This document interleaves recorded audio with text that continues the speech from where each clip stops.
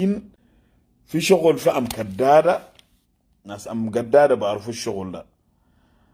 في طيارة في طيارة حينزل في أم كدادة، اسمه كلامي ده شغل ناجد، أنا ماني لبدي. جنجويد عملوا مدرج وعملوا مهبتين، خلوا أن هنا ندو ناس أبترقر معلومات ونجي نوريكم لاحقا المدرجين. معلومات ده ما في زول بعرفي إلا وتكون دي. انت تسمع بس لايف كنت شيلي امشي ودي قدام امشي كلمه هنا. في طيران حينزل في ام كداده، اسمه كلام، لانه ناس ده انضغطوا في باشر.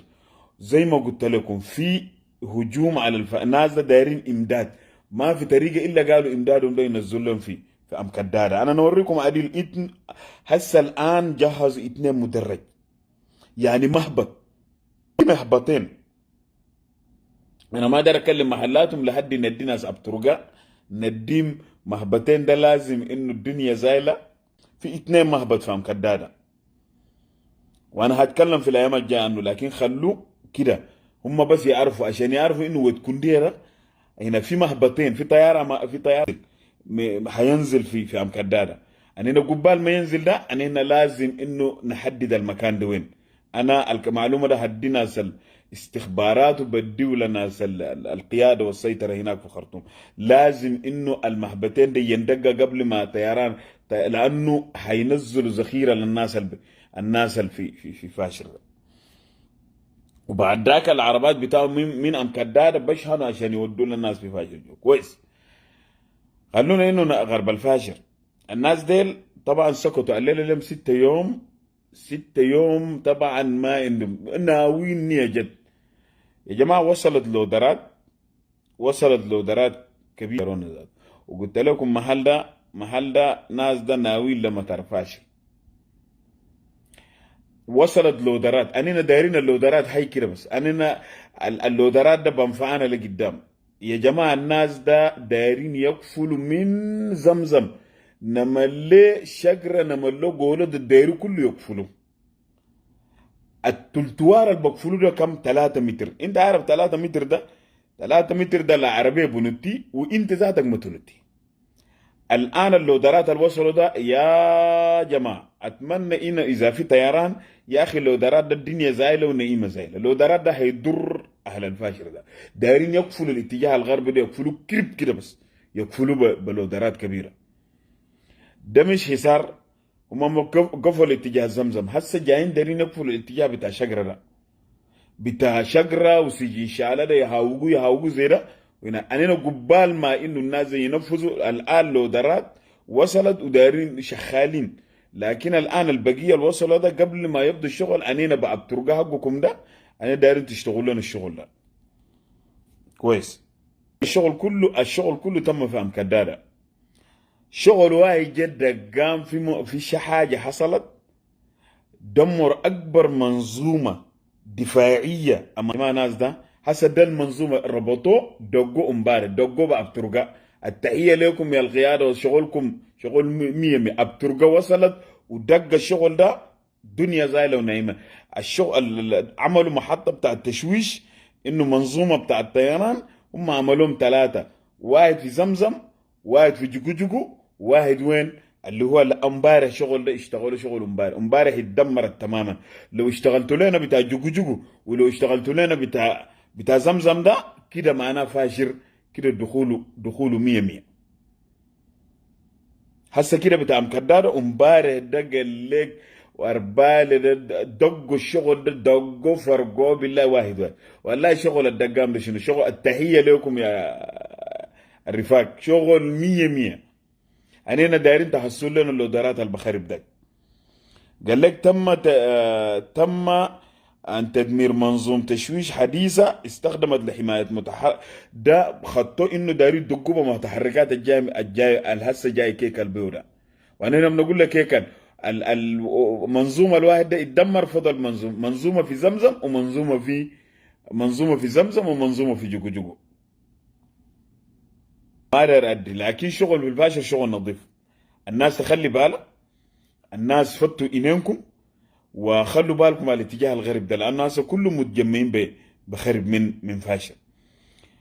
في معلومات هنا انا ما داير اقولها هسه، ده مفترض انه نرفه فوق.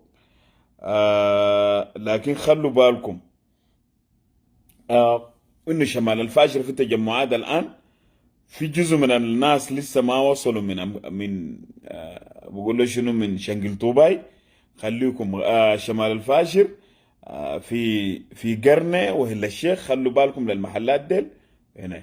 وفي رسالة دار ورسلها، رسلها قدام في انا قاعد اتكلم ساكت، لكن الشغل رجع تاني من جديد صراحة. انه في اخواننا في الفاشر كم ضباط كم جيش فرقة الساسة مشى صراحة. انه في زول واحد، الزول ده رقو، انا اقدر اقول اسمه، لكن لو انتريت انا في الفترة الجاية بقول اسمه باجي بشره هنا لما يعرف حاجة. الزول ده معذب اخواننا عذاب اليومين ده، اللي بيه بالاشارة عشان ما تجي تقول وتكون. عشان كده قلت لكم انه في جماعة طيبين ده ضموا للسبعة دي، كره الجماعة ده في فاشل. الزول ده رقو من عميد رقو للواء، انا بغلبنا اقول اسمه. الفرين كم لقوا الجيش ده ما بدنا، ما بيخلي الحاجه ده يمشي قدام. واستيل انه رسالتنا واضحه انه للسيد برهان وللسيد كباشي ولقياده الجيش فوق صراحه. انه في الفاشر اليومين دل زي ما شايفين انه حصار الفاشر، انه يا اخي اخواننا والله كتر خيرهم وبارك الله فيهم واقفين.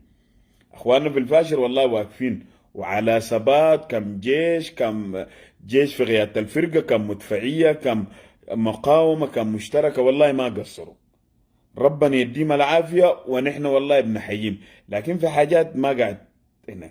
في زول هناك في قيادة الجيش ده في بورسودان ده صراحة انه مكتف الشغل ده للشباب ده. الشباب ده لحد الان يا جماعة الناس ديل الفاشر دي معروفة انه محاصرة. في زول داير ياكل، الزول الهارس لك الفاجر ده يالو قاعدين باكلوا، يالو قاعدين بيشربوا لحد الان. الليله يوم 8 صراحه انه في حاجات صراحه انه اخواننا ديل ما ابقوا ناس واضحين. الناس ديل لحد الان انا بس بقول الكلام ده هنا، ده الرساله، وهم انه دايرين يوصلوا قدام انه الناس تدون قروشهم ولا لكم كلام. الناس لحد الان ما صرفوا، وحرام عليكم. شوال ايش في باشر ب 7 مليار و6 مليار. ما ممكن كورة ايش ب 70 7,000 وببنكك ب 120. يا جماعه انت الزول الحارس البلد ده، انت من هناك ده ما داير تدي حقوق وتدي ماهيته وتدي نايته ده اللي بيتم. ما ممكن ما انت الزول ده لازم تديه حقه. المهم الرساله دي لازم تصل للبرهان انه الناس دي المفترض يدوم يصرفون باي طريقه، انه الجيش القاعد في فاشر ده يصرفوه. الجيش اللي في الفاشر ده فرق من الجيش القاعد في مدني، فرق من الجيش القاعد في كردفان. الناس ديل في منطقه عمل، الناس ديل محاصرين. الدي هو بمشي عشان ياكل عياله، ده ما ممكن زول ساد خدمه هنا وما ممكن هنا. الكلام ده انا بنرفعه فوق. والسيد البرهان، وانا بدي الحاجات اللي ما بقدر اقولها هنا بديها كلها للانصراف والتحيه للانصراف. في حاجات هنا انصراف الناس لحد الان ما صرفوا، عندهم بدل عمليات، عندهم ما صرفوا. الغلا في الفاشر، اتمنى صراحه انصراف انه لحد الان الجيش في الفاشر ما صرف. كل الجيش كم ضباط كم ناس، وصراحه الناس عندهم ايال وناس قاعد سادين. انت ما ممكن ايالك زول بكون من محل تكيه اياله يمشي لمحل تكيه، وزول ساد خدمه هنا، كلام ما صح.